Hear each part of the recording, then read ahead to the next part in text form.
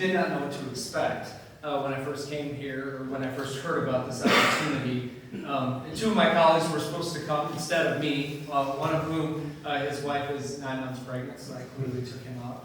And then our executive vice president had something else that he had already committed to, but I am delighted to be here. Ray, as I reflected on what I might say and what I might experience when I came here, I had no idea that I would experience in the first hour or two such deep wisdom and authenticity. Ray, you've led me into a situation where I've almost cried 4 times in front of men I don't even know. So but it really is a pleasure to be here. So I'm Nathan Berkeley. I'm the Communications Director and Research Coordinator for the Religious Freedom Institute. It's based in Washington, D.C. And I'll share a short video momentarily on this. Very quickly about me, I played college basketball at a small Christian university in Illinois and have been married to the woman that I met there for just over 18 years. We have 3 kids, 2 daughters and a son, 12, 13, and 7 years old. And we recently located, after being in D.C. for about 11 years, to West Michigan, as Ray mentioned. Winter has already hit there, of course. We had snow just the other day, so thank you again. The good thing about being here, of course, I get a reprieve from the treacherous West Michigan winters. My kids are excited, though, because we had no snow in Virginia. So I've taken a very winding professional path. I've worked in law enforcement and on Capitol Hill, and then I worked for about 10 years in the Justice Department and the Department of Homeland Security, doing all kinds of stuff, mostly related to media relations and congressional affairs. And when I had an opportunity to move to the Religious Freedom Institute in 2019, I jumped on it. So I kind of get to continue in my sort of communications policy hybrid role, and I'm very excited to be there. So with that, if you wouldn't mind playing our video. It's just 3 minutes to give you a sense of what RFI is, particularly in the context of our work and some of the issues we're dealing with in the United States. We human beings are innately religious. By our very nature, we want answers to the ultimate questions. Who created us? Why are we here? How should we live? Religious freedom is the right given to each of us by God to discover the answers to those questions and to live by them. In other words, religious freedom is important because religion is important. The American founders understood this. They viewed religious freedom as a natural right, but also as the way to mold public morality without government involvement and as a limit on the power of government. Arlington Bridge Builders has been around for about 12 years. We serve a largely immigrant community. We utilize food, rent assistance as platforms to build a relationship and actually create a bridge, particularly for families that fall through the cracks. The Knights were founded 140 years ago by a parish priest, Father Michael McGivney. Each Knights of Columbus Council has its own programs that help their own community. But the underlying theme of all of these is service to the vulnerable. The freedom to exercise our religious beliefs is critical to the kind of work that we do. Almost everyone that is involved in it belongs to a community of faith and desires to make that known through service. Faith is integral to everything that we do. It's really who we are, and it's why we help the vulnerable in so many ways. Hearing from clients, social workers, educators, and other people that have recommended families to us, they all keep saying the same thing. Everybody gives food, everybody gives money, but you at ABB give them hope. Unfortunately, today religious freedom is under attack. Proponents of a radical new ideology aim to eliminate from our society all expressions of traditional morality.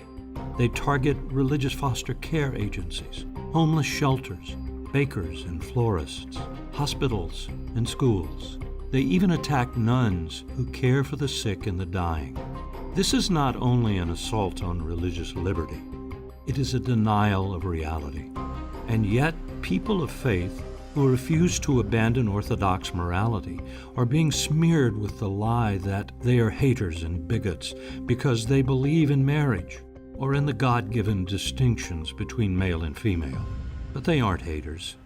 They're lovers. They exemplify life-giving love within marriage and the family. and the true meaning of freedom, justice, and happiness. Often, it's the religious groups who remain on site in the wake of disasters when others have left. Love of neighbor isn't produced by government. It's the result of free and equal citizens giving of themselves for love of God. Only in America has the free exercise of religion been such an indispensable pillar of democracy and human rights for everyone. If religious freedom is lost here, America will suffer, and so too will the rest of the world. At RFI, we will not permit that to happen. Join us in this sacred fight to defend and advance religious freedom for everyone, everywhere, beginning right here at home.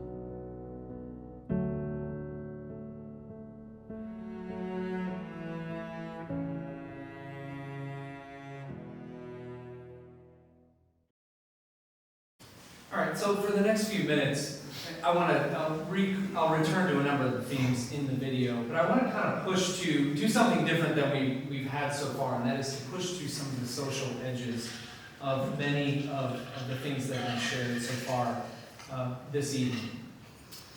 RFI, as you saw, it's based in Washington, D.C. We work to advance religious freedom for people of all faiths in the United States, the Middle East, Europe, South and Southeast Asia, and elsewhere.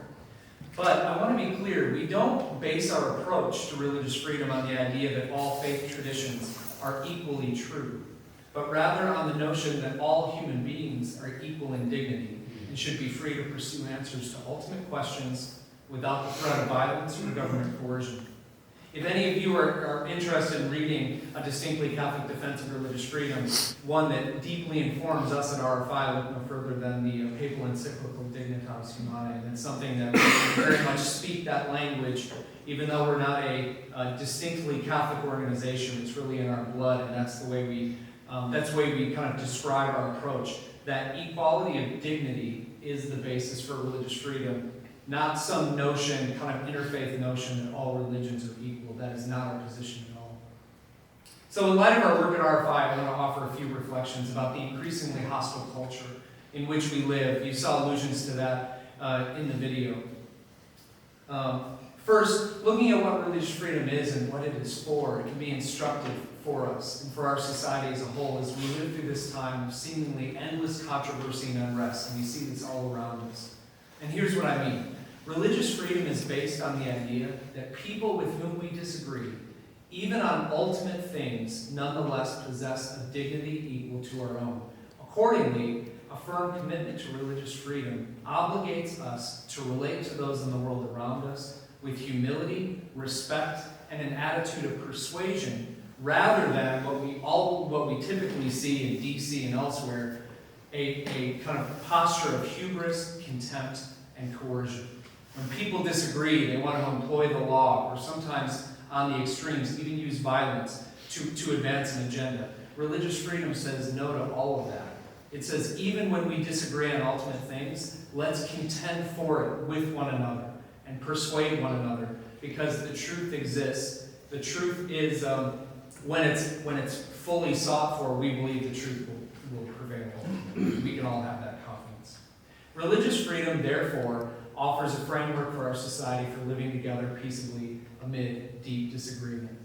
But this understanding of religious freedom must be defended if it is to continue and flourish. It's not enough that it's simply enshrined in the First Amendment or other areas of law.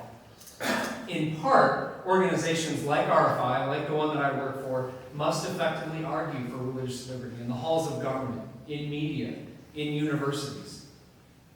And we do. But even more importantly, defending religious freedom requires that Catholics, like all of you, be willing to exercise your faith in full by attending Mass, praying, reading sacred scripture, bearing witness to the truth about marriage and human sexuality, meeting the needs of the poor and the marginalized, and so much more. And the domains in which it is to be lived out in the athletic arena, in media interviews, in family life, in financial investments, in neighborhoods, volunteer efforts, civil and political engagement, and so on. Now, striving to live your faith in this comprehensive way, it will have costs, especially in a society that is growing increasingly antagonistic to Catholic teachings and institutions in a range of areas. I want to highlight a few examples of what I mean. Prominent American Catholics, such as Supreme Court Justice Amy Coney Barrett, have in recent years endured intense vitriol on account of their faith, with elected officials questioning whether they are even fit for office, given their fidelity to certain doctrines of the Church. Catholic ministries that provide foster care and adoption have been suspended or shut down in the past several years for operating in accord with Catholic teaching on marriage. Catholic K-12 schools have found themselves ensnared in lawsuits for maintaining employment practices consistent with the Church's teachings on human sexuality and the difference between male and female. Catholic hospitals have been taken to court for seeking to provide health care that is compatible with the Church's convictions about the sanctity of life at the beginning and the end, and the God-given distinctions between male and female. Catholic parishes in the United States, and this is something the bishops just reported on recently, have been the site of more than 100 incidents of arson and vandalism over the past year. And these numbers continue to rise. This is something that we're investigating at RFI to try to get to the bottom of it, because there can be mixed motives in these incidents. But it's something we take very seriously and we want to find out more about, because the numbers are staggering. Even Catholic nuns, as you saw in the headline that came up at the end of that list of newspaper headlines, even Catholic nuns who care for the sick and dying are not immune from these pernicious social forces, as we saw with the Little Sisters of the Poor being dragged through the federal courts for more than 8 years. Now, more than 8 years of being punished, even though in the end they were partially vindicated, the process was the punishment. Now why? For their desire to remain faithful to the Church's teachings on contraceptives and abortifacients in their health insurance policy. No matter how you construe this is an extension of government power that's illicit, to say the least. To be clear, Catholics are not alone here. Ruinous lawsuits, crippling regulatory enforcement actions, aggressive public relations campaigns are being used to target evangelical Christian, Jewish, and Muslim organizations for similar reasons. So much more could be said about all these things and other threats to religious freedom and to the Catholic faith in the United States today. But the current state of affairs is by no means the end of the story. I want to return to a theme I mentioned earlier by echoing something RFI President Tom Farr, whose voice and who you saw at the end in the video, Tom Farr regularly says to people of faith, especially to Catholic audiences. He's a Catholic convert. I believe he converted about 20 years ago at this point. His faith is central to who he is. In the face of this growing adversity, Tom often says, seek to exercise your faith in all areas of life, pursuing ways of love and truth in obedience to Jesus Christ, recognizing that such acts of faithfulness contribute in indispensable ways both to one's local community and family life, for that matter, but also to our country's common good. Take, for example, the central theme of this retreat, forgiveness. To say the least, our highly punitive society needs to rediscover the meaning and value of forgiveness.